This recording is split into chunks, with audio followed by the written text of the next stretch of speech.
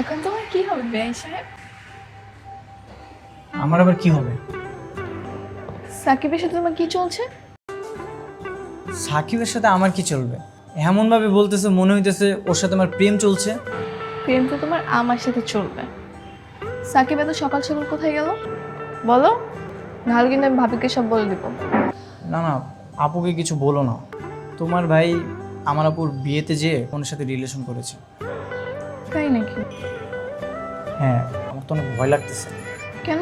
ও তো গাজীপুর গেছে, রিয়ার বিয়ে ভেঙে ওকে নিয়ে নাকি পালিয়ে চলে আসবে। দেখছো, একেই বলে আমার ভাই। তোমার মতন একদম ভীতু না, প্রেমের জন্য সব বাধা অতিক্রম করে নিজের গার্লফ্রেন্ডকে তুলে নিয়ে আসতেছে। আর তুমি এখনো প্রপোজই করতে পারলা না। তোমাকে দিয়ে না কিচ্ছু হবে না। তুমি সাকিবের মতো প্রেম করতে পারবা না। বেআই সাহেব, বাসায় না কেউ নেই। এখন আপনাকে আমি যা বলবো আপনাকে তাই করতে হবে। না বেআইন সাহেব, আপনি যা বলবেন আমি তা করবো না। করতে তো আপনাকে হবে, তা না হলে আমি ভাবিকে গিয়ে বলবো আপনি সাকিবকে গাজীপুরে পাঠিয়েছেন রিয়ার বিয়ে ভাঙার জন্য। আচ্ছা বলো আমাকে কি করতে হবে? প্রপোজ কর। না দেখো, তোমার আর আমার মাঝে রিলেশন করা পসিবল না।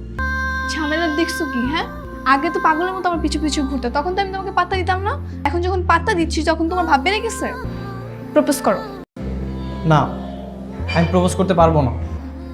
ভাবিকে গিয়ে বলবো? আমি প্রপোজ করতে পারি, কিন্তু আমি প্রেম করবো না।